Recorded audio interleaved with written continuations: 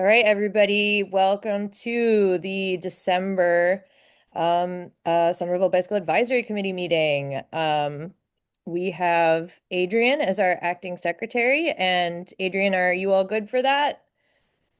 That's a all things go. Yeah, we're good. Awesome. Uh We're have a good. baby here. Hello, baby. I'm sorry. What is the baby? Isla? uh Arlie. Arlie. Arlie. Yeah. Oh, So wonderful. we're good. Okay, cool. And so then the next thing up would be our roll call. And so we'll do our little icebreaker question and go through our list here. And so the icebreaker question is, what was the last like a big event you went to, a concert, a sports event, movie, a show, and how did you get there? And so I will start going through the list with Paul. I saw John Mulaney at one of the downtown theaters, and I used a blue bike. Excellent. Paul is present. Um, Adrian. The last big thing was when I was in Las Vegas over Thanksgiving and I went to the Sphere to see the Wizard of Oz. Oh my God. Yeah. That must have been an And experience. Well, you were in LA, so how did you get there? yeah, well I was in Las Vegas for this part, Oh, but this Las was Vegas. I had to fly over there, but into the Sphere my mom drove.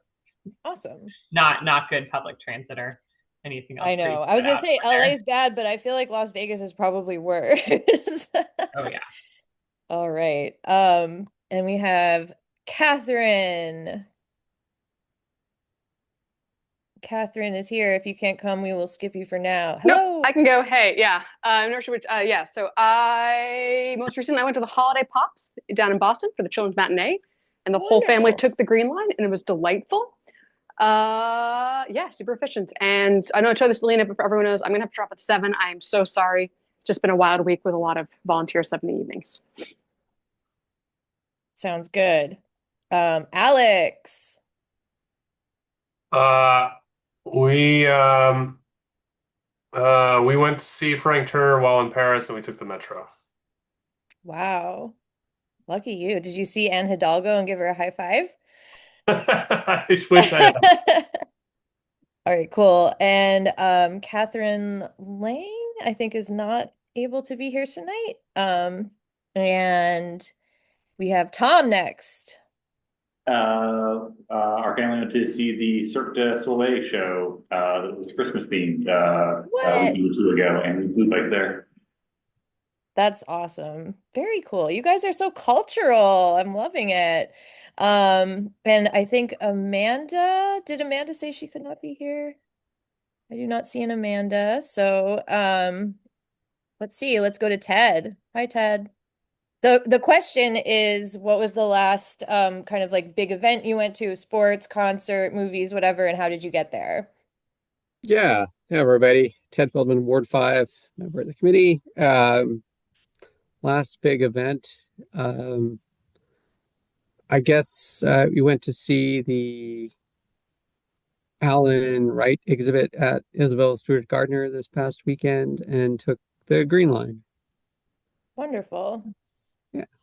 Excellent. And let's go to our ex officios. Greg, what have you been up to and how have you been getting there? Let's see, the last thing I went to a concert downtown a couple of weeks ago, downtown Boston. Took combination of red line and walking. Excellent.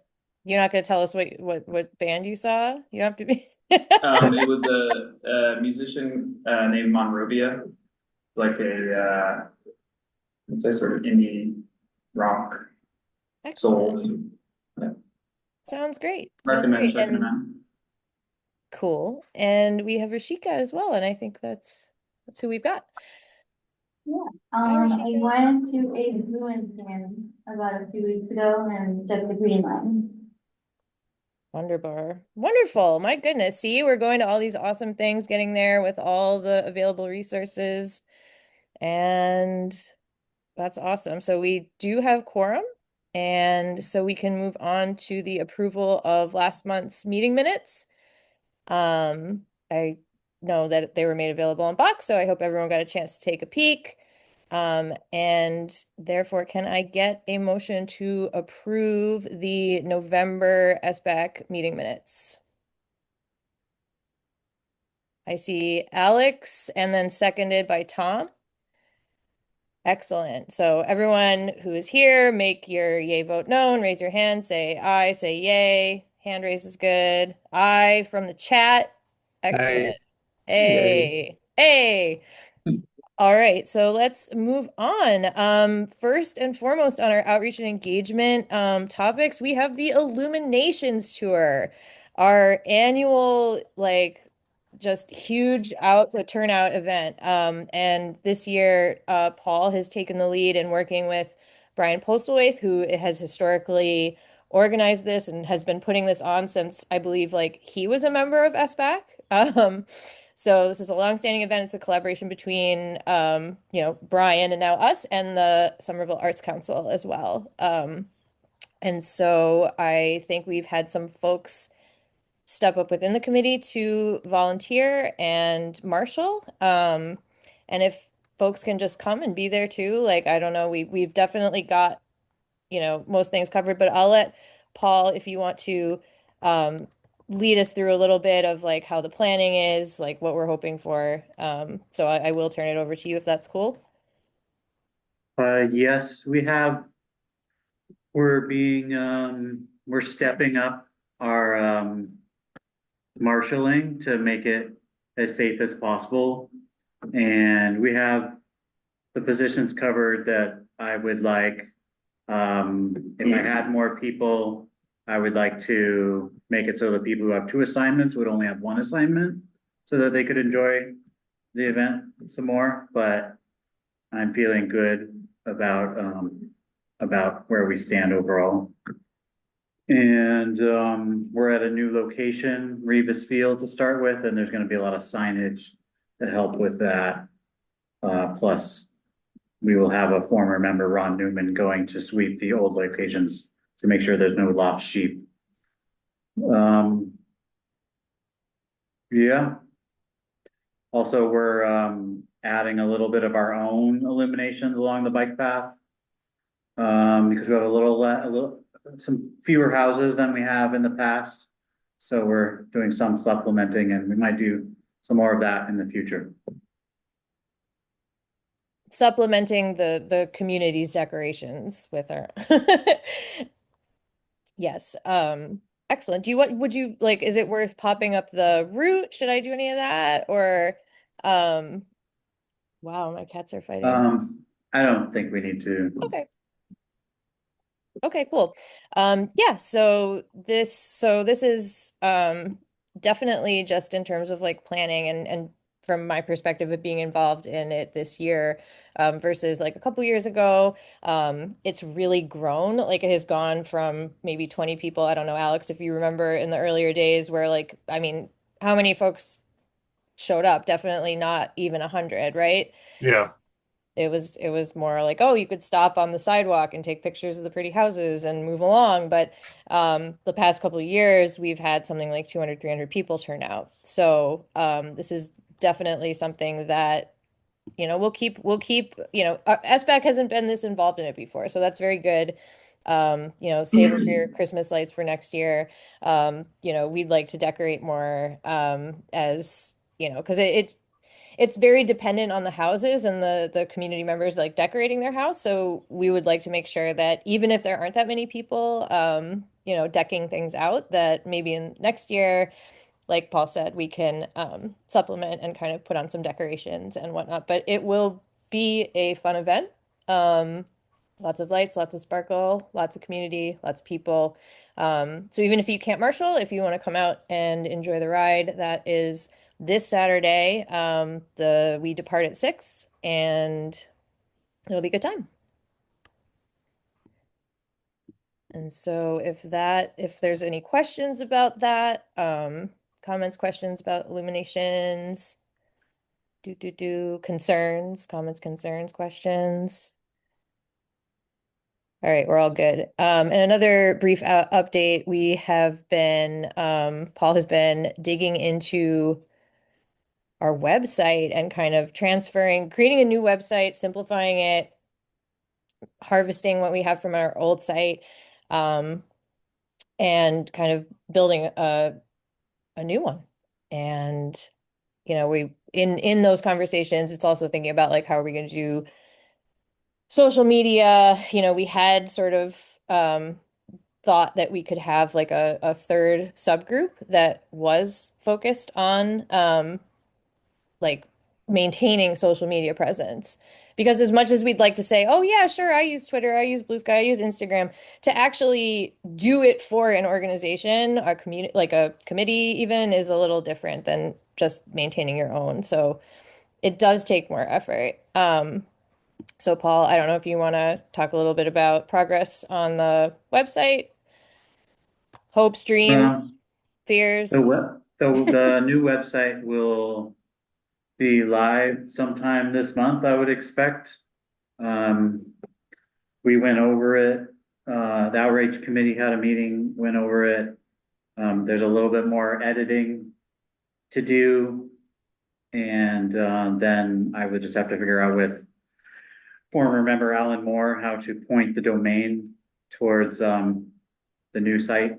We're using Google Sites, which allows folks that don't have any technical abilities, such as myself, to make updates easily. It's about the same skill level as doing a PowerPoint. So if you can do that, it's similar. It's not as fancy. Some of my more knowledgeable IT friends look down on it, but it works very well for me. Um, yeah, so I I expect that mean, to be the done very previous soon. host is called Weebly, so how less serious can one get? Let's be real. It's time to move on. It is. It's time to move to a different hosting entity, in my opinion. I think it'll make it easier for everybody. Um, is there any way, Paul, that other members can help, like consolidate, sift? I know we had some sections that you were hoping to kind of build out. Well, Um, I mean, there's a lot of material on bicycling laws and what to do in certain situations.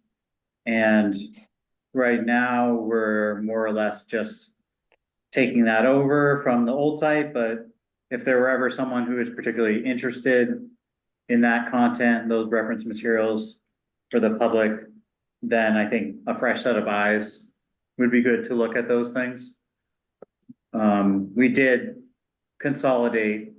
The feeling was that the old site had grown too much and there were too many menu items, so we have consolidated things down to fewer menu items. But at some point in the future, it would be good if someone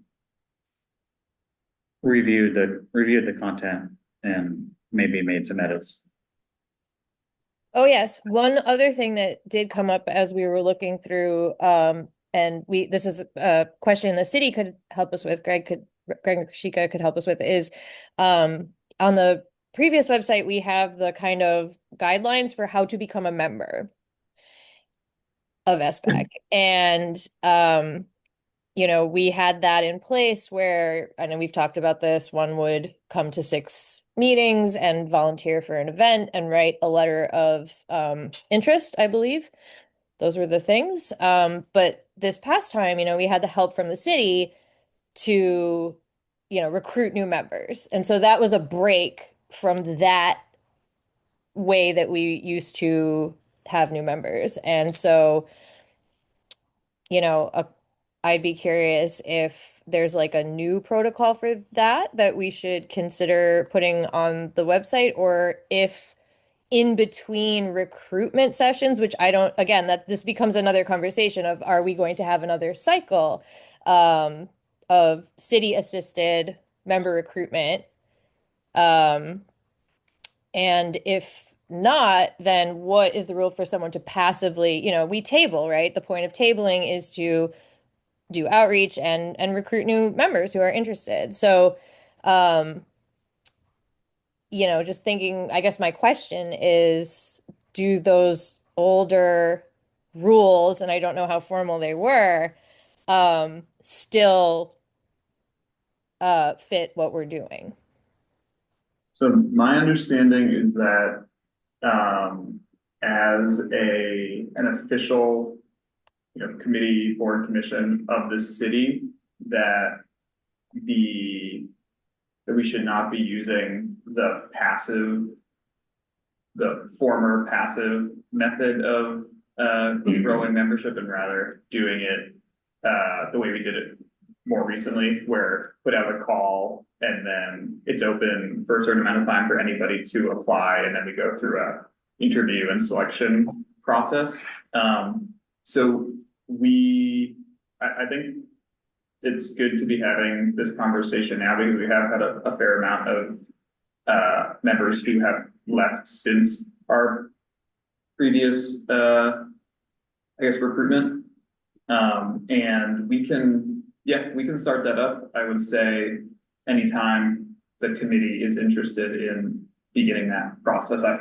It's not I don't think we have to do it at a specific time of year. So if you all are feeling ready to open up some more seats, then I think we could try to get that started pretty soon.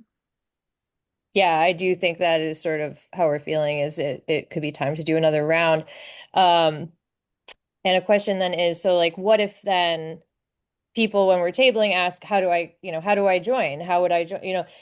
Do we then say like, well, like there's this sort of disconnect between like the interested person that meets us because we're doing these outreach things, and then like, would we say like, well, we have like an upcoming member recruitment thing with the city. So I guess just I don't expect this to be solved right now, but just a question about sort of that. How do Yeah, we I think that combine that? if you get those questions now, I think it would be fair to say, that we're anticipating um, having a member recruitment period sometime soon, if that is what the Okay. committee wants to do. And then I think should totally be able to put that information on the website once we've started doing that, and including the instructions for how we can apply. And so if one way would be pointing people to the website and say, we'll make updates as this opens, and also directing people to the mobility newsletter, because we will, if we're opening up seats for new members, we definitely will publicize it through the newsletter. So it Uh, only happens during these recruitment efforts, like we can't have like an ongoing link for someone to apply, or is it I think like that if this only happens once a year and someone comes along 6 months into it, like, is there any way to bring them, or we just say, well, why don't you start attending meetings, and then when there's another recruitment drive, then yeah, look at it then? it'll have to be through kind of a formal process, so that the open seats have to be made available to any member of the public. So it couldn't just be, if one person is interested, we can't just have a way for them to join without making it, Without advertising it? yeah, without making it so that other people also have the opportunity to join if they want to. And I think it would be up to the committee to define maybe what triggers that sort of enrollment period, whether it's, we do it once a year, regardless of how many members have left the committee, or, once a certain number of people leave, then that triggers recruiting new members. So I think, yeah, I would put that to you all to think about what you'd like to see from that standpoint. Cool. Ted, you had your hand up. Yeah. Thanks, Greg. I don't know that I have an answer on your question, Greg, but I was thinking that in terms of timing, there is something to be said for having a clearly defined cycle, and I feel like maybe it should be planned out such that it's like a month or so before our elections or new slate of officers, just so that the new members have a voice in selecting, leadership positions. But otherwise, I feel like some kind of regular cycle could be really helpful for kind of making the process transparent to folks. But I could also see the need for some flexibility. Like if we really have a lot of people who move away or leave the committee, maybe have a second condition so that, we fall below some if we fall below some critical number, we have another means to recruit people. But I think for the most part, having a regular sort of a cycle would would help a lot. My 2 cents. Cool. Yeah, in the chat, I'm seeing agreement from Adrian and Catherine. And Alex, your hand is up. Yeah, one thought. Previously, we had kind of this. We wanted people to be volunteers prior to being members. I don't know if there's any if the other members of the committee see any value in that, where there's like some, not just you're joining, but you're working to, whether it's helping at events or helping, getting parking counts or whatever it is to help the committee arrive at, do outreach or arrive at decisions. Even just showing up to meetings prior to becoming a member. Oh, I'm sorry. So having like one of those volunteer things be a requisite, Yeah. like a prerequisite. Um, yeah. I I feel like if we're gonna do the like cycles of outreach for members, they're gonna kind of learn what is involved, hopefully, and that's part of how they're gonna make their decision to join or not. Um, so yeah, I don't know about having like requirements past, like the interview part, because we never did that. We never sat in front of city people and like interviewed for this position. We just were excited to, be a part of this in Somerville and at the time. So I think maybe not having a requirement. No, I just want to get others' thoughts on how whether, Yeah. I mean, we don't have enough events that a newcomer can just jump right in because they can't table. So they could volunteer for the Illuminations ride. If there's anyone watching on YouTube. But seems like they should attend at least one meeting so they know what it's about. That's I don't think they should attend 6 meetings. I don't think that yeah. should be the requirement. I don't think it should be 6, but it could be one, and it could be one after they've indicated their interest, but before it's official. Yeah, I think this might even be like its own separate conversation since we're all digging in on it. I see Kat's hand is up in the chat as well. I'm glad we're having this Yeah. conversation, by the way. That's not to smush it away. Yeah, I'll be quick and then I'll have to drop in a second. As someone who didn't even know the other process existed, 1 second, buddy, 1 second, 1 second, buddy, 1 second, 1 second, 1 second.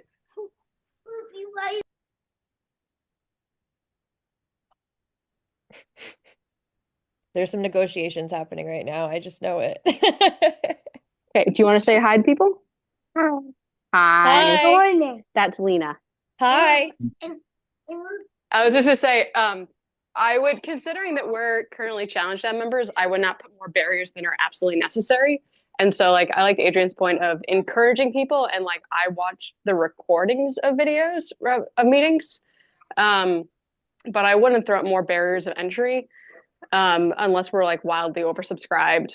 I don't know how many applicants we had last time, but I would encourage us more. I think we had to write a statement and then do an interview. Like there's already actually a fair number of things there. I think we want to make it easier rather than harder for people. That's my 2 cents at least. No, I agree with that. I agree with that. And those volunteer requirements harken back, I think. Well, I think we had to write something, but I don't think we had the same interview process. So, No, Yeah, no. no interviews, but we did write a statement, I think, that went to the mayor ostensibly yes. that was passed along for our interest. Yeah. And yeah, just in general, I think that, you know, maybe I'm idealistic, but if you are joining a committee to promote safe bicycling and whatnot, you should be ready to participate in coming to meetings and coming to events. Um, Yeah, I Yeah. guess I'm trying to ensure. So I didn't know about the as how deep the interview process is today, so that's good. We've definitely had committee members that were here for a very short amount of time, and then kind of life happened, and that's not a problem, but it does create challenges if we're spending energy picking someone in these kind of what sounds like fairly rigid cycles. That you want to make sure that there's some interest. But I agree with you, Kat, that there's if we're not drowning in applicants, we want to get us we don't want to put more barriers in the way. And we've never even had this conversation about like what does this committee want? How do we want members to be joining this committee?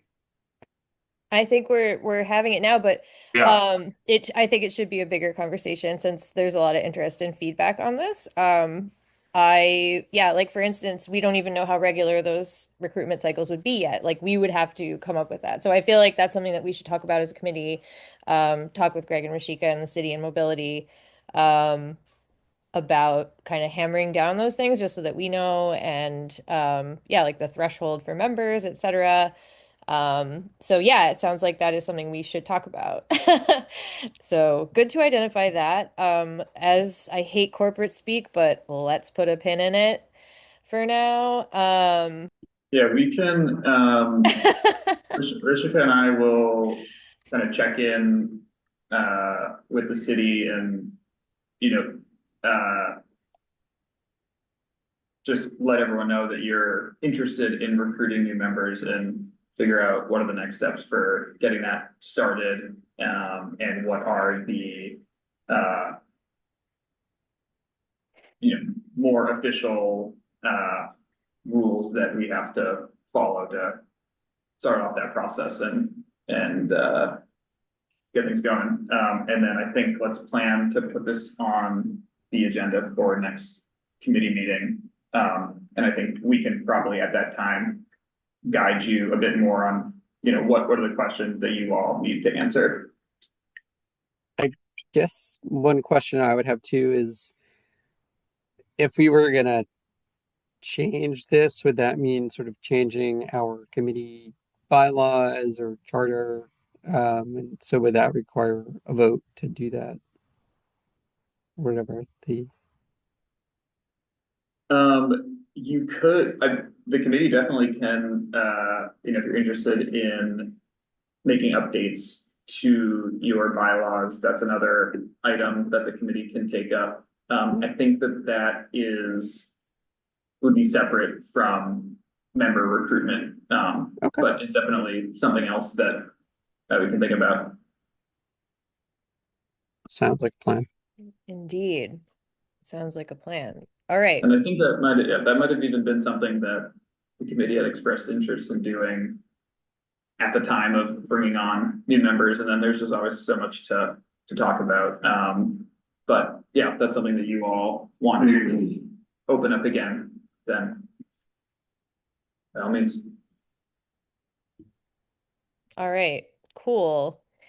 And it looks like we just have our little bullet for other outreach events. I know that the outreach committee subcommittee has been working on putting together a calendar for 2026. I think we don't have to spend too much time on it. I saw it, looks good. Um, and that will be more information forthcoming and making sure that not just people from the outreach subcommittee are participating in tabling, but making sure that other people sign up for shifts. We don't want to have one person at an event you know, yapping on. It is tiring. So definitely having like committee participation. And Adrian, I think is to speak a little bit on the upcoming calendar. I see your hand is up. Yeah, I wanted to just ask Rishika if we could coordinate more with mobility on tabling, in that I believe you guys probably have it a little bit more organized than we do in terms of what you are tabling at, and wondering if it's okay for us to table with you often or at all of the events. Then can we join if you are already coordinating, or is there any other process that we should be aware of? Because I can be emailing all the same places that you're emailing, but just want to know if we're going to table together, which I think has been beneficial, that maybe one person can coordinate. Yeah, for sure. I think that is also kind of what feedback does, is kind of tabling with the mobility team. You're also welcome to table on your own. It's an option. And I would say if you already have your calendar and you're planning for next year, the more advance notice that we have, the easier it is for us to kind of make sure that we can plan that there will be more than just our team at the table, and how many things to bring. So once you have that calendar planned out, the earlier we know, the better. And yeah, we can definitely keep coordinating for the next year. Oh, I think you're Adrian, you're muted. muted. By calendar, we mean that, like, I just put out the ones, listed out the events that we did last year or this year, and what we would potentially want to do this coming year. Should that just be an email to you, or should I coordinate with the organizers? Maybe just start with letting us know at mobility. And Okay. then we can let you know if we're definitely gonna be there or we're not. And then Okay. based on that, you can take the next step of reaching out to the organizers if needed. Okay. That sounds good. And I have a question, then a follow-up question is, then does mobility have a larger calendar with, the events that y'all already plan to table at? Because like Adrian said, we're just sort of going by like what we've already been included with. And then so that's like our little baby calendar. But if there's like a master calendar or like a larger calendar that we could see, um, and have that in advance rather than sort of like reinventing a sub calendar of the city's events that they plan to go to already, might be Yeah. helpful if that exists. Yeah, I would say we do and we don't. And I think it's like, we also don't know what dates, events are gonna be at. We are usually like, oh yeah, these are the ones we wanna be at this year. And sometimes we also take a call whether we have the capacity to be at them, whether we need to be at them, if we have a project coming up and we have to be there. So it really depends. I would say we don't have one for next year yet. So yeah, I would say maybe like a month or two before an event is when we kind of start planning towards something coming up. So if you guys also try to kind of plan around that, say giving us a 2 month heads up, we can plan around that. And in our monthly city updates, we do kind of do a little like events, like upcoming events. So I think that could be also a place where we can check in on, as we share those events with you, or like, which ones do you want to be at? So we could plan that too. Okay, cool. Thanks. Yeah, just getting a sense of how you guys do it too. Um, yeah, any other questions, comments, follow-ups? Do, do, do. All right, cool. So we'll continue to coordinate. Well, I guess we're ahead. We've already got something on our calendar for 2026. All right, cool. So we will do, oops. All right, sounds good. And we have any public comment? I don't see any attendees in the chat. If there is anyone that wants to talk about our amazing events, we would love it if you would. And hearing no public comment, if we are ready to switch gears to the engineering review, we have two very exciting projects. Cool, we've got, oh, nice. We're ready to Right. go. Um, Um, yeah, Tom, do you want to take it over? sure. Yeah. Yeah, so I can walk us through some discussion around McGrath. Let me drop a link to this in the Zoom chat as well. I believe I'd also send along links to the individual public documents linked in here already. So for background, this is the most recent meeting regarding McGrath. Previously, a number of meetings, previously in March 2025 was the most recent one. And for the last week or so, there's an open house, and then on Tuesday, a 25% design hearing, a more formalistic feedback session. So it's very timely that our meeting happens to be now, so that we can, it's preferable to provide our official feedback within 10 days for the hearing. So previously, as of the March design, the bike committee had submitted feedback and had four main points. So I think we could start by going over kind of a reaction analysis of how the most recent design has changed from these four bullet points, and then flag a couple other notable changes, and also any other topics that folks wish to highlight. So first, one of our comments was about southbound access on the west side. Showing one of the slides from March. At the time, there is a two-way protected bike lane for much of the project area, and other parts of unidirectional bike lanes, and kind of in combination with other projects along 28. Somebody biking from, say, Foss Park to Target or Twin City Plaza would have had to kind of zigzag to the East Somerville side of the street, and then cross McGrath again to get back to the other side of the street to continue on. We gave feedback about kind of the frontage roads here to either add a bike lane or to make these frontage roads, Dana and Edmonds Street, on the Winter Hill side of McGrath, suitable for biking. And fortunately, they seem to have very much done that. The approach specifically is contraflow bike lanes along here. So you can see along here, kind of shares in one direction. These streets are already one way, alternating one way here along Bonaire Street. So they've added contraflow bike lanes throughout here. And at various intersections, they've also included kind of a brief off-road or separated bike section to guide bikes through. Here's another view of that same area. So you can see, well, the East Somerville side of this continuous two-way protected bike lane on here, kind of a mix of contraflow bike lanes and off-street paths and connections. Here's the Pearl Street intersection. We'll talk about more detail later, but you can kind of see the same concept of here continuing south on Dana Street, getting to the intersection with Pearl Street. They have what looks to me like a kind of pretty nice treatment, kind of going off street here, a brief two-way protected bike lane, turning into one-way protected bike lane, continuing further south, but also providing a generally pretty nice connection here to Virginia and Aldrich Street. Reference Gilman Street is just over here. So I would say overall, someone almost feels maybe slightly over-engineered, but it feels like a very nice, very useful bike route that previously wouldn't have existed. A pretty nice connection.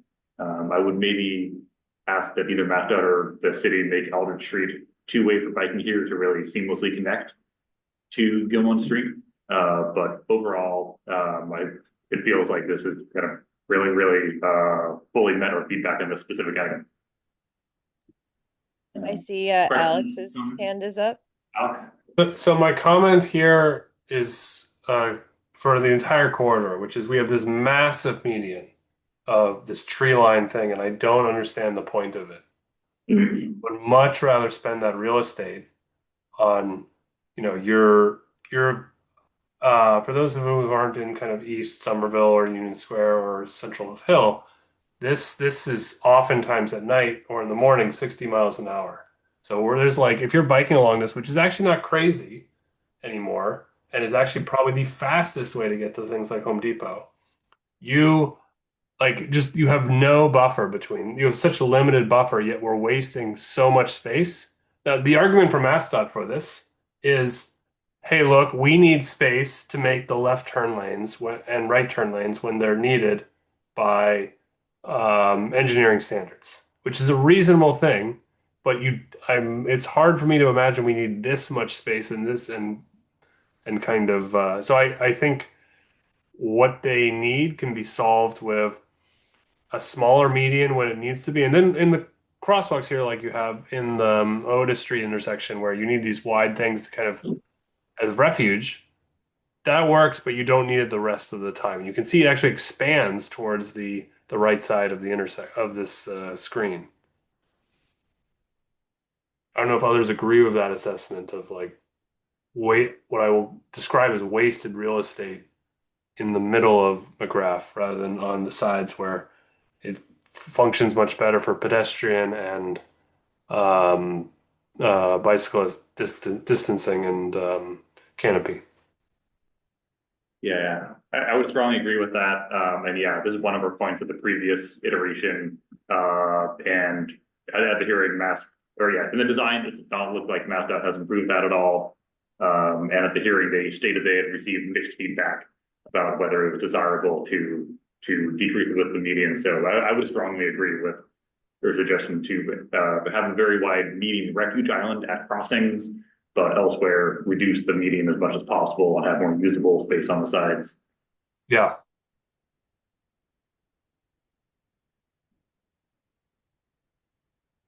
All right. Anything else about either the southbound bike access on the west side that's been provided or the excess median width?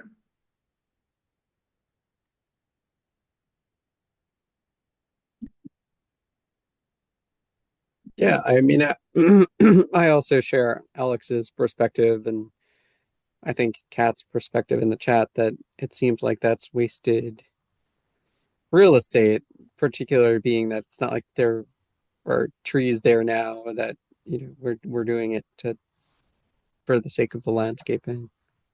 So I would say keep the wide medians when it serves as a pedestrian median refuge island, but not otherwise. Regarding trees, I will say that MassDOT stated that part of their reasoning was hoping to support street trees in the median and have enough space to have healthy trees there, which is understandable, but I don't think adds up to being worth using up that much space. My question is for this, why? Like, what purpose do they serve? I mean, I just feel like the heat island effect is, probably the more trees, the more canopy you can get. Although, maybe it's ambitious to think you could grow a canopy between all those lanes of traffic with what spews out of cars.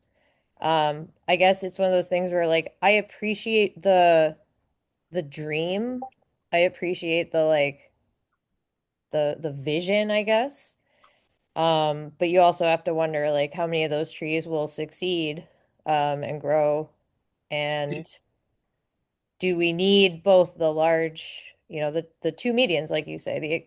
It's not that we don't want any trees. It's just it sounds like perhaps Yeah, excessive I think space. I I think I agree. I definitely agree with you, Lena, that we need, building the canopy, reducing the heat island effect. But I think yeah, like I don't think it's likely that they'll survive.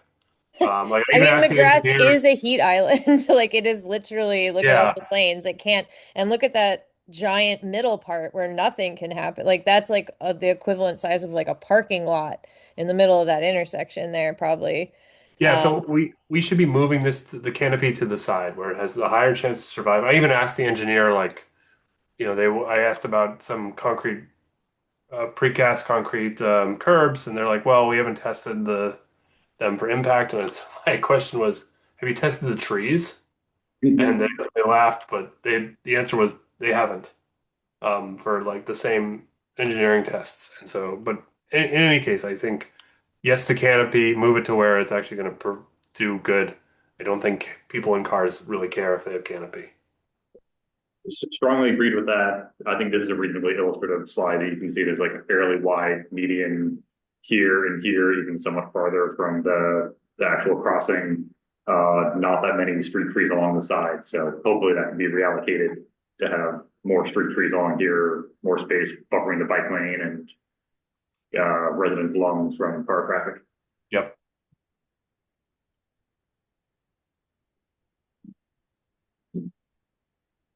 Right. Next up, our third comment was clarifying the intersection at Medford Street and Highland Ave. Specifically, some of the angles previously appeared to be like very tight for bikes. So here is the newest version. I'll open up if folks have more comments, but previous our concerns were specifically around this corner and this corner and what was previously depicted as fairly sharp angles. They're hard to suss out too much, but to my eye, at least, this appears to be reasonably addressed.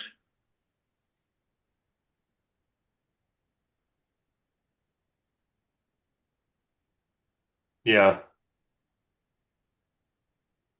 One comment, if folks aren't aware, these bridges, these are meant to be replaced in at some point in the relatively close future. That's why there's kind of very temporary material in them. They're not being replaced as part of this.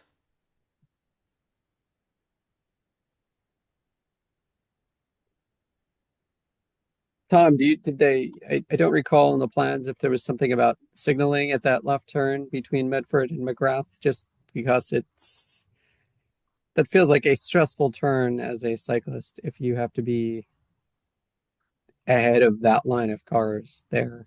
So I don't know if there's an intent for a separate bike phase of the signal. Could you clarify which movement, Ted? If you were going from McGrath to Medford Street there, Okay, to go north on McGrath, coming from here, yeah, and you're turning left to go up here. Is that correct? yes, yeah. I mean, I could Gotcha. see that kind of with two lines of traffic. I don't know. I could see that being.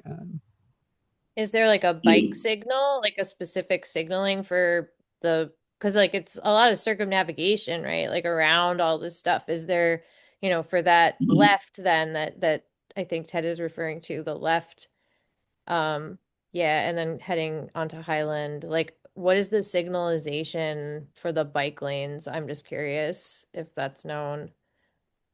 yeah, they did not cover it. I don't think they explicitly addressed signalization. Um, Ooh. Ugh. Looking at the design here, like I would certainly expect a bike making this movement to have a separate phase.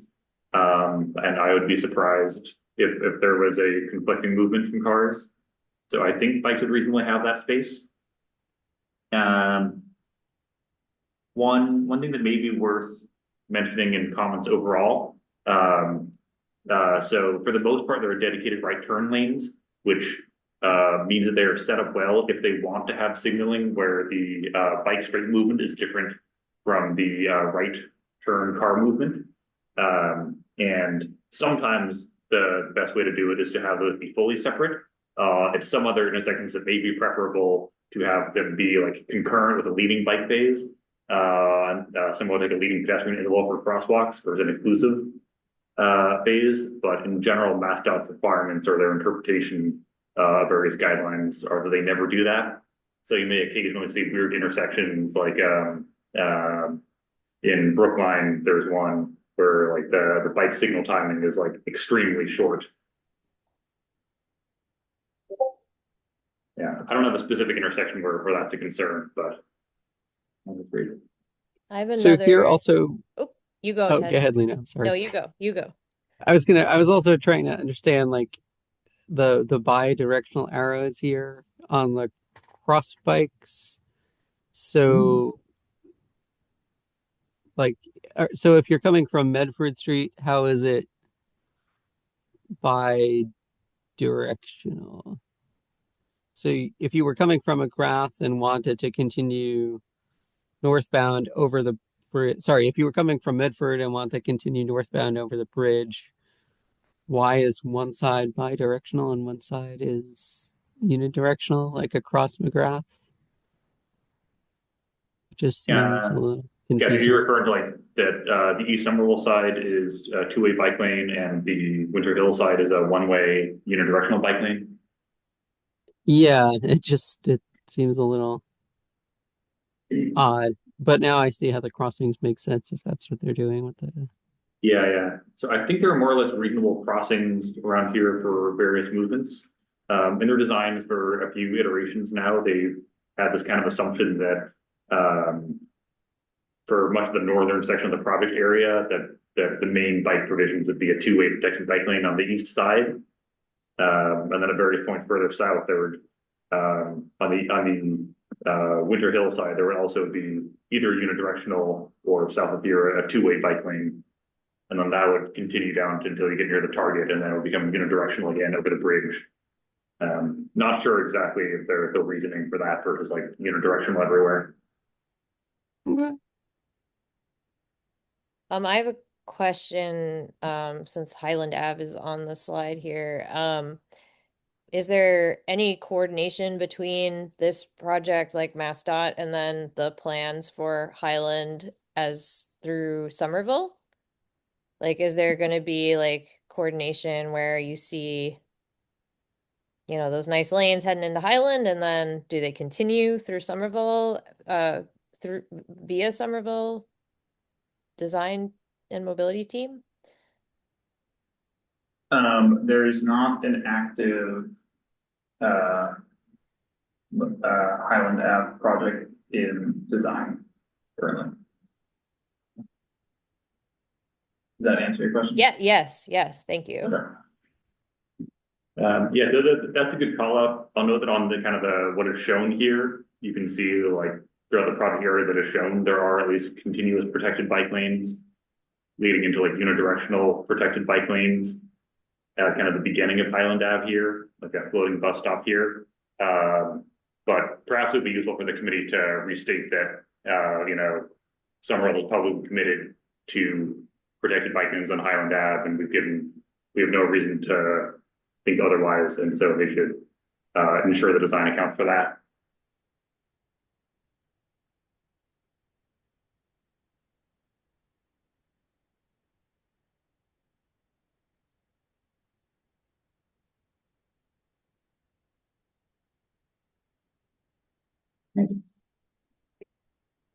Next up, Otis Street.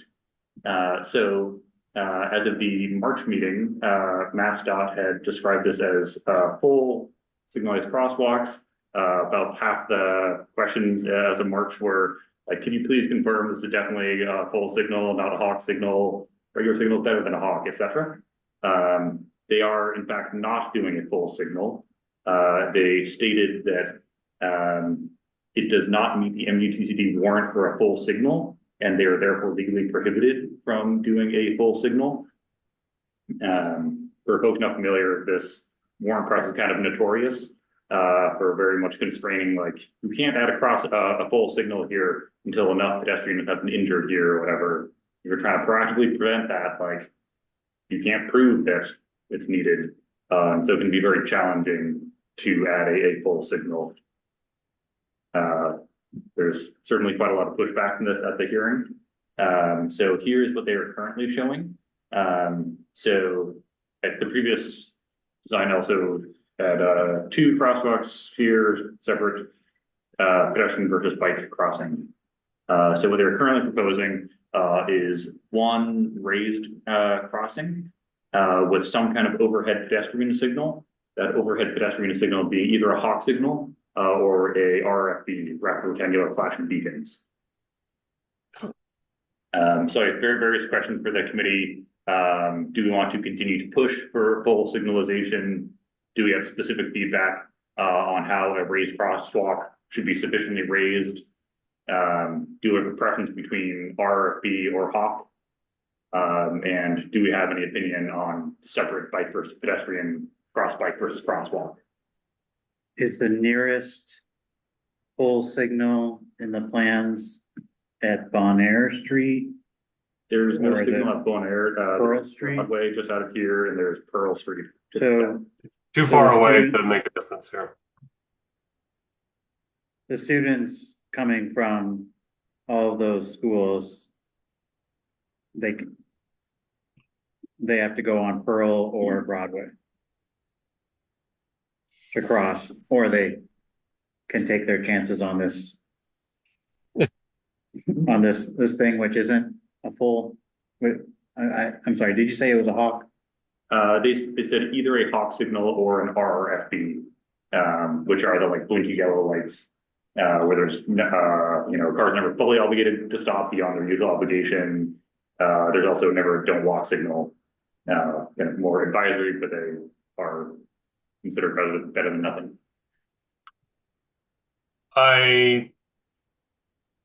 Do we know how many injuries there need to be? Yeah, this is Very pretty good bad. I mean, I hate to dogpile, but like this is bad. And this is just it's not just my anecdote, it's a lot of people I've been hearing. Drivers aren't stopping for crosswalks anymore. I think the fact that it would be raised would be its only defense. I think Yeah. raised intersections, I think Somerville does a great job at raising intersections. I cross, several crosswalks for the past decade, crossing paths, heading into Watertown, heading into Waltham. People aren't distracted on their phone. They're choosing not to stop for people that are doing what they're supposed to be doing, making eye contact, waiting. RRFB across what, like four separate little bits? Like absolutely not. The raising of the crosswalk would be the best defense. Absolutely no Hawk. RRFBs, people are going to ignore. That's a really bad. It needs to be signalized. And I honestly do not buy the MUTCD defense because people do a lot of designs that are totally forbidden by the MUTCD. Site and Point, Broadway and Route 16, they put a yellow trap in and like no one did anything. Like I don't know. I just feel like that's an excuse.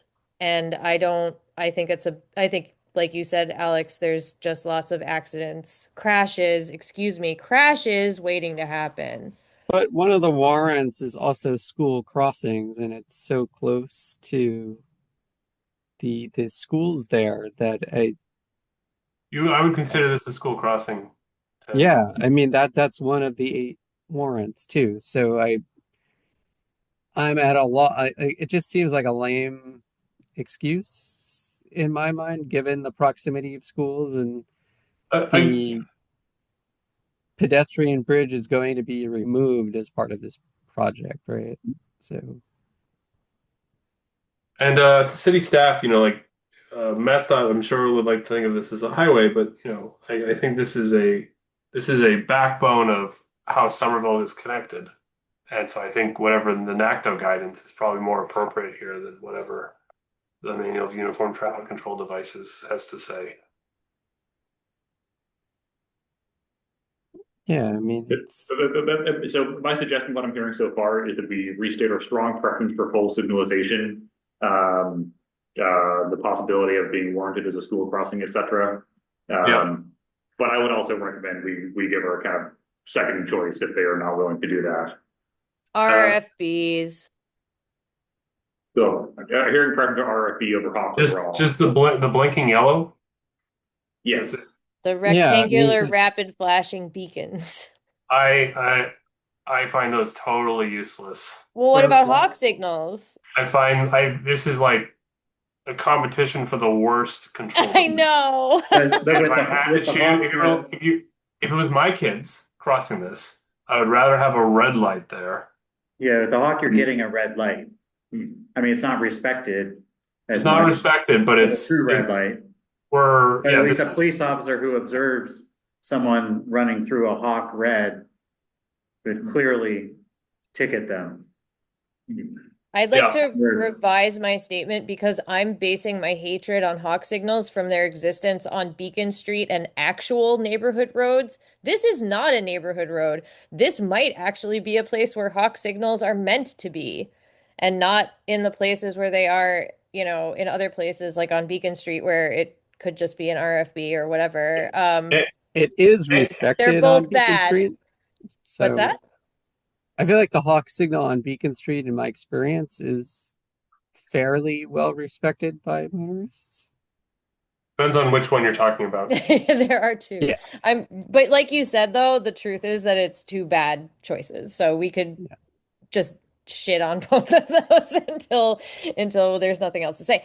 Um, but yeah, I think for honestly, if it's going to be that type of road, I suppose Hawk is more prescribed for that style of road than an I don't even know how what an RFB would a 5 lane spanning RFB. So But it's, Yeah. I mean, it's under a mile to the East Somerville Community School. It's under a mile to the Somerville High School. So it, Well, just even the fact of the playgrounds right there. yeah, there you go. like you're That's inviting school children to this neighborhood and to not put in a signal just sounds like a recipe for disaster. All right, so far hearing strong support for restating our preference for full signalization and that we prefer Hawk over RFB as necessary. I think it's fair to assume that if we'd also like the raised crosswalk to be as raised as possible. Some are technically raised and don't do much. Some are raised enough to really slow cars down. um, Exactly. and the overpass has been totally out, right? That is not on the table from the That appears to previous. be their strong preference in that it's not ADA compliant, and they say to make it ADA compliant would require a significantly wider ramp taking over the playground. There were some comments about like, can you put in an elevator, and they were like, MappDOT doesn't know what an elevator doesn't do elevators, Yeah. which frankly would probably not be great for a bike crossing anyway. Sure. Yeah. So, other things on here, if the committee has any preference for separate cross bike versus crosswalk, to me, I don't think I have a preference or, yeah. I want to be on the On busier raised part. places, you really need a cross bike, but on here, I think a shared crosswalk is probably fine. Yeah, I would. Yeah. I think a shared here to have one single signal timing, Yeah. minimize complexity. But you know One other what? thing, Legally, oh, sorry, legally, a bicyclist is not protected in a crosswalk unless they dismount. So, um, I don't think that's going to happen either. But anyway, that just bothers me. Yeah, I mean, I agree with Alex. I still think it's a little bit of an urban design fail if there is no cross bike for Lena's reasoning, but that's me. So I would say yes, ideally there should be a cross bike, but um But I wish the cross bike would also be in the like elevated zone because the bike isn't going to have a signal either. So like, I mean, yeah, I would assume it would be. okay, why not? All right. With that, I'm going to move on to highlight a couple other intersections. I don't know if we'll specifically have comments on that, but I want to briefly show first expanded scope at Broadway. Um, so in previous designs, Broadway was either not even in scope or there's like slightly continuity through Broadway, but nothing on Broadway itself. So here is their most recent proposal for Broadway. And various things on here that are new. One is that there's this new two-way cross bike on the Foss Park Winter Hill side that seems like it feeds into like the new contraflow bike lanes on the frontage roads on the Winter Hill side pretty nicely. That's good to see. And then also you can see there are like unidirectional bike lanes along each side of Broadway for at least a little while, where for at least some of this currently it's a shared bus bike lane, and now there would be separate unidirectional bike lanes for a little while. anything, they're also removing a slip lane here from East Somerville westbound onto 28 northbound. Any comments on here? On a positive note, since we just ranked them through the coals on the intersection on the METCD piece, I'm happy to see that slip lane removed because I think that was one of the more dangerous pieces of that intersection, actually, or at least certainly Yeah. more stressful as a cyclist was uh, going in that direction towards Broadway. So I'm happy to see that that was. I think that that will make it less stressful. Yeah. Yeah, so we can balance our criticisms with our compliments a little bit. The The things city, they've changed that are good, it's good to say we appreciate them in case they get new comments from someone else. Yeah. Okay, about those, so Yeah, for sure. And the like balance those. regarding like the bike access on the west side, like I heard at least one comment of like, couldn't you just have more green space if you didn't have the bike lane there? Like people biking really shouldn't have to like cross 4 lanes of traffic twice when you cross 0 lanes of traffic. All right, I'll briefly show Washington Street. No substantial changes to bike stuff, but they have reconfigured the bus lanes a little bit. Added a new southbound left turn bus lane and removed those previously eastbound bus lane on here. But the bike elements are still the same here. So along the graph, that's two-way bike lanes along both sides of the street. Unidirectional bike lanes along Washington Street, except for the southeast corner, where there's a two-way bike lane to connect to the community path and East Somerville Station. Anything on here? and there's no need for a bus lane in the other direction. To be honest, I was trying to remember what bus service would even use this. Yeah, I don't even know. The 90 currently zigzags around here. Okay, go ahead. I thought it was one of the 80s that came from Sullivan or Sullivan back to, is it 87? The That, 86, maybe. yeah. Okay, yeah, but there's some big changes in the bus network redesign overall. Yeah, 109 goes Sullivan to Union to Harvard, but Yeah. but that doesn't go use this because this is too far east. No, sorry, never mind. But if it's the 109 that this is supporting, it needs the bus line back. Yeah. Washington. One possible comment, kind of echoing some concern folks had at the hearing, is that crossing Washington Street, on either side has gotten pretty wide. Yep. So it's a total of 5 lanes, including the bus lane. So some folks expressed an interest in a median here. As you can see, it is, kind of constrained on here by the angles, and there's like slightly steep grades around here, at least currently. But I think it might be good to ask for like either keeping it as narrow as possible or having a median refuge here with both being favored. Yeah, I also I'm not. I would want to be convinced why the right turn lane is needed. Yeah. The neighborhood groups that I'm involved in around there are more concerned with crossing McGrath because it used to be you would cross and then you'd be underneath the overpass, which as we know was super ugly, but you were safe while you were there. And then now that's like that's a long distance. Was you concerned about like the shelter place to wait or about like the crossing the total of 4 lanes here versus I think it's not more than 2-ish lanes at a time now? It is. I'm not clear, is there a little median there? Yeah, there is a median on each side. On here, it's a somewhat smaller median, but there is some sort of median that I think would be, meet that 6 to 8 foot standard. The other thing I mentioned to MassDOT, I saw this is the entrance from the bike path at East Somerville onto what is it? On from Joy Street, the proposal is there's a two-way bike facility there, but you can't actually take it. Like you're on Joy Street and you have to take a left. Like that's just not part of the path right now.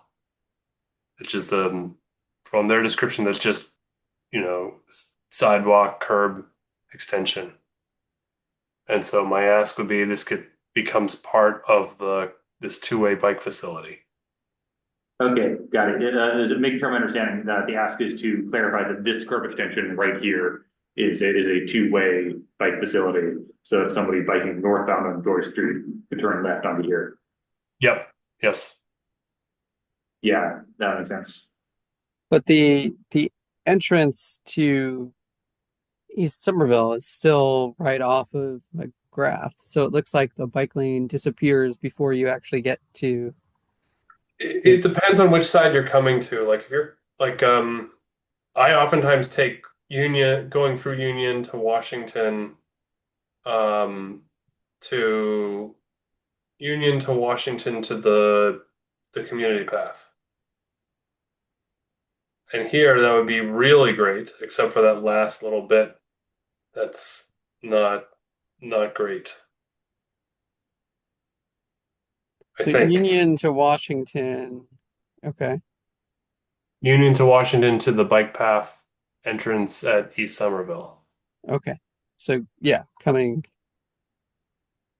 that way. So it looks like the bike lane disappears in that direction, or it mixes with the bus, the combination bus bike lane, to go back to the illustration.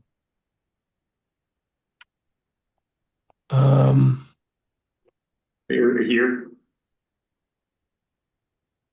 Yeah, where are we? Yeah, so this for reference, like Green Line Bridge is right here, and so currently going back to Tough Street-ish, this is a bus bike lane Yeah. that cars love illegally using. But if you're Good. But if you're coming from Union, you're going from the top of the map, past McGrath, past this McGrath intersection, to almost to Joy Street. Like there's the kind of the ramp up just after this. I think just after Joy Street onto the station. And Right. Yeah.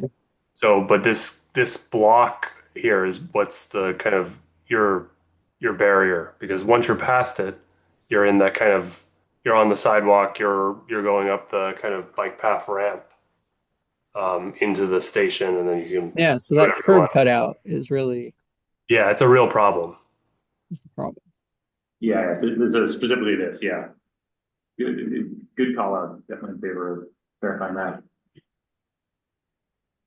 Because otherwise, you have to get back into traffic for a second. Yeah, or you have to get off, pick the bike up. It's not clear what the configuration there is, but likely it hasn't been thought. It looks like it's not shown as something where the thought has been. Yeah. But Also, if they could clarify, if you're coming off the East Somerville ramp going towards Union, where are you going to cross the street in that version? Like, is there a cross bike back at McGrath to allow you to get to the bike lanes on the other side? Which movement was that head? So if you're coming down the East Somerville ramp and you want to go towards Union Square, at some point you need to cross the street. So where is there a safe crossing? Good call. Yeah. So right now, somebody coming off the community path on the East Somerville ramp would probably use the current like RFB like wide signal wide crossing that is not great. But with this, they might prefer the option of staying on this two-way bike path here until it becomes signalized. Yeah, or you're gonna have people just darting across the street wherever they or where and whenever they feel like they can. So I guess the remedy here would be that we, after they designate this as still a shared use two-way path along here as part of the East Somerville access ramp. Yeah. So I just want to do a little time check because we are coming up to 10 on the hour. I know we do have 15 minutes scheduled for city update and also the Inner Belt Brick Bottom connection that was on the agenda. I don't know if that's something we could punt to the next meeting. Because I mean, I figured we would spend a lot of time on McGrath together. So I just wanted to see what you were thinking, Tom, Yeah, with that. good call. So I guess for this first, I'll say maybe we can wrap up McGrath. The last one I had was Pearl Street, but we kind of looked over that a little bit in the context of others. So maybe if there are any other like burning areas of feedback, we can take that. We'll hear them now, and if not, we'll take this to a vote to endorse these comments. That sounds good to me. Move to endorse. Seconded. And all in favor, say aye. Make your vote known. Aye. Aye. Aye. Hands up. Cool. Excellent. Good. Yeah, and I do think the big take home is that very lengthy crosswalk is quite dangerous. And if we were to emphasize any part of the design for reconsideration, it would be that. Yeah. In terms of timing, I know you mentioned this, Tom, but if you are able to share the comments with NASA within, I think it's by the 19th, they'll be included with their sort of formal outreach materials. They'll still continue to accept feedback after that time, but I'd encourage if the committee is able to share the comments before that date. Yeah, agreed. So I can prioritize formalizing this, and then perhaps one of our officers could officially send that in. I can help you with that, Tom. Thanks, Ed. In terms of the rest of the meeting, I would say let's prioritize the bridge discussion, and if we don't have time to get to the city update, we'll share those slides out, and most of the information there is self-explanatory, and if anyone has questions, please feel free to reach out to us afterwards. Okay, sounds good. All right. Thank Let's you. jump into this. Right, so for the Eastern World Brick Bottom Crossing, as background, it is currently difficult to get from between Inner Belt and Brick Bottom. It recently became due to the various train tracks in the area. Recently became less difficult with the added access from Eastern Rural Station to there, though that is still not the ideal connection in various ways. So the city is pursuing various ways to add a crossing of the Green Line tracks slightly south of East Somerville Station. And there are 6 designs to go through. 4 of them are grade separated, involving a bridge and various combinations of ramps, stairs, elevators to cross. And 2 of them are at grade crossings over the Green Line tracks. I believe the city intends to advance 2 different designs. And because they're not sure if the MBTA will sign off on a new grade crossing of the Green Line tracks, they suggest we choose our favorite overall option and, if necessary, our favorite bridge option that does not rely on a Green Line crossing. Correct? Yes. Cool. With that, we can kind of go through them. So all of these reference here is East Somerville Station. North is this way-ish. Here's Brick Bottom. Here's that little corner of Inner Belt, and here's the rest of Inner Belt on the other side of the Lowell Line tracks, which meet up with the Green Line tracks just north of here, over here. So the 4 bridges, the first one is looking at sloped walkways only, so ramp you can walk up. Any ramp you see here is going to be meeting ADA requirements, which are generally less than a 5% continuous grade. Yeah. In this case, one long ramp from very close to the station, and one switchback over here. And with a fair amount of grade change, so it's a somewhat long ramp. Review. This, as I understand it, is exactly the same, but with the stairs. Which for pedestrians, probably irrelevant to people biking. This is the same ramp, but with elevators. curious for folks' takes on if stairs or elevators are useful in any way for folks biking, or if from our perspective, it's only the ramp that matters. And this last one has stairs and elevators, but no ramp. So it would be ADA compliant in that regard. But if folks with a bike looking to cross, have to take the elevator. I guess, yeah. Before we look at the at-grade crossings, question folks on, ramp, stairs, elevator. Certainly, ramp is useful for bikes. Are stairs or in elevators, I don't know, useful at all relative to a ramp? No, no, at least for me, the ramp is like they're not gonna build an elevator big enough to put a 9-foot cargo bike in. The elevators get dirty, they get broken. I'm not sure if I want to ride one in that area if another person gets on at the same time. Yeah. They're expensive to construct, Yeah. use a lot of energy.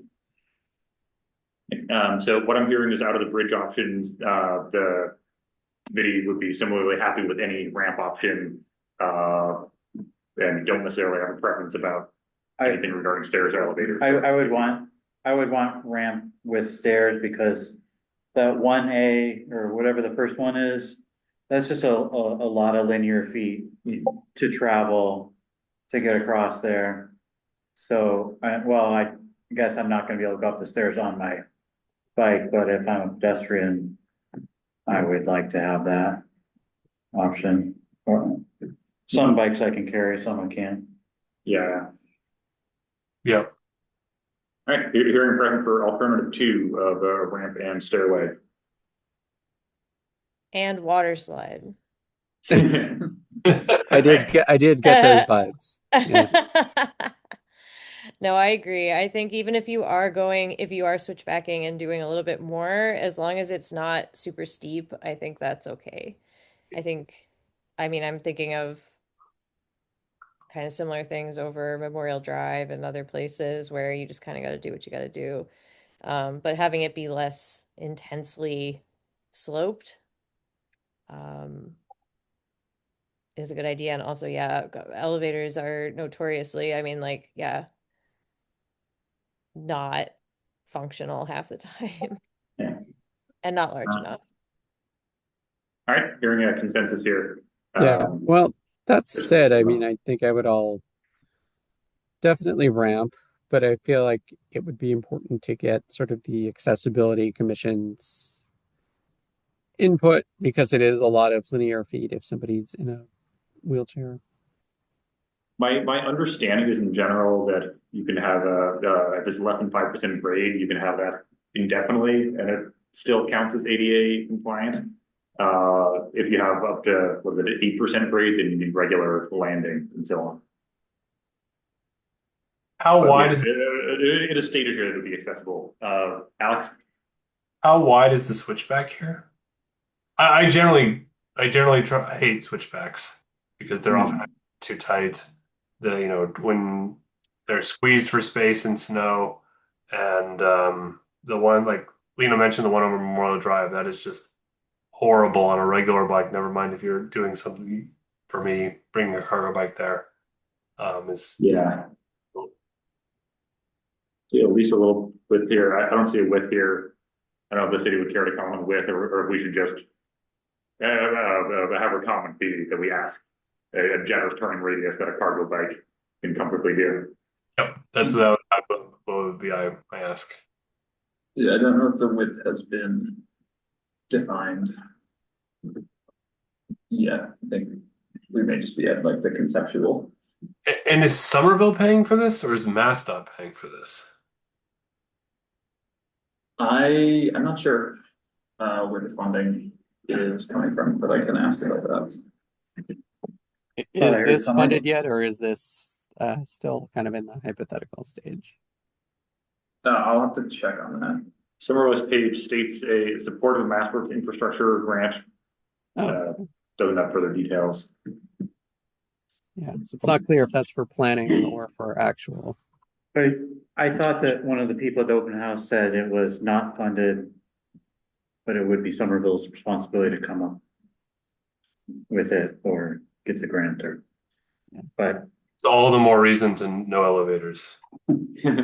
Yeah. All right. Good call out on this. I think we have enough detail about the ramp options. Let's look at the two non-ramp options, see if we have a preference between those, and if we would have a preference for that over a bridge. So there are two at-grade crossing options. This first one at Poplar Street. For reference, I think the active transport button is here, if I recall. So this one crosses 3 tracks, just slightly further from the station over here, maybe more of a desire line. Decent notation for reference.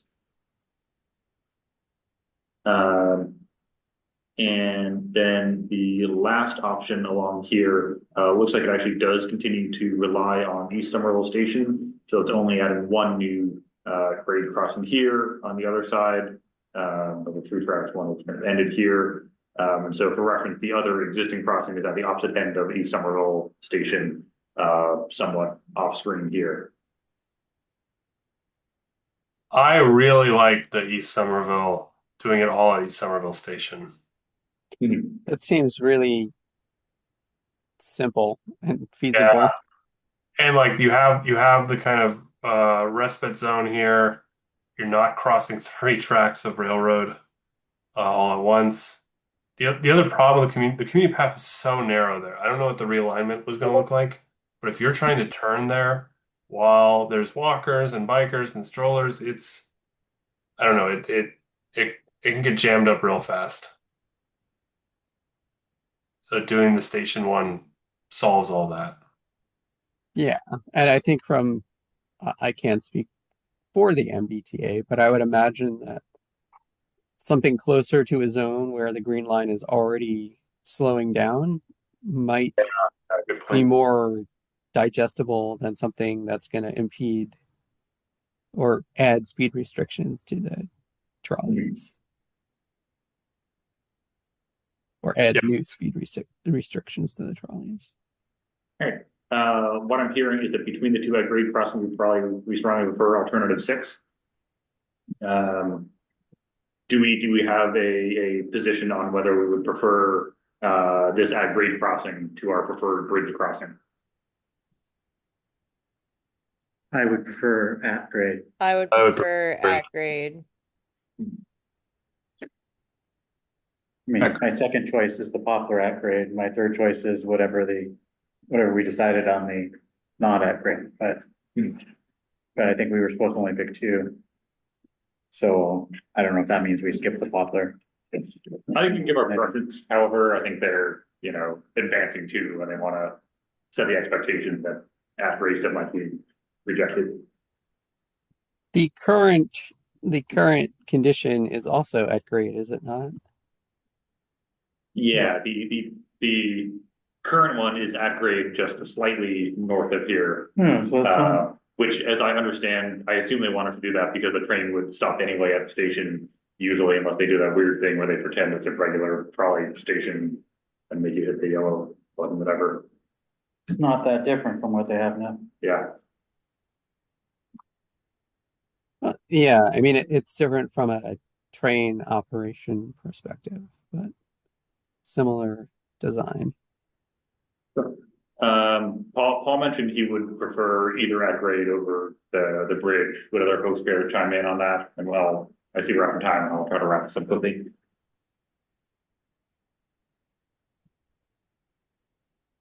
At grade is still my preference. I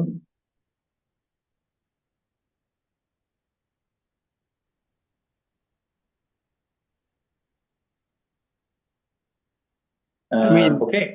yeah, Good. I was gonna just chime in and say at grade, and it's like still no busier than Park Street with probably small lower volumes anyway.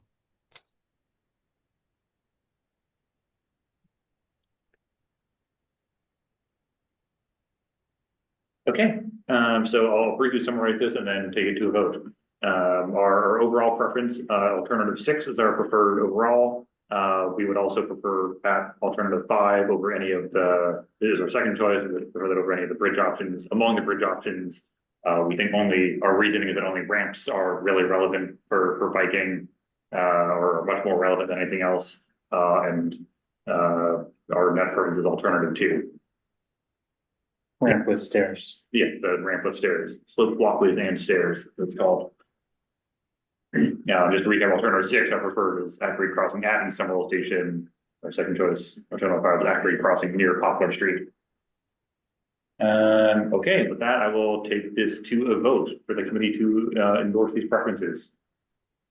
Yes, can I make a motion for the endorsement of these options? Alex?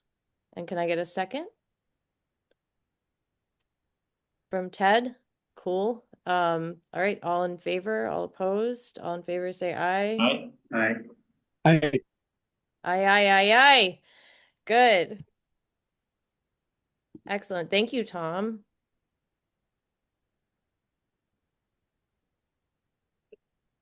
All right, and we'll send out the update in an email.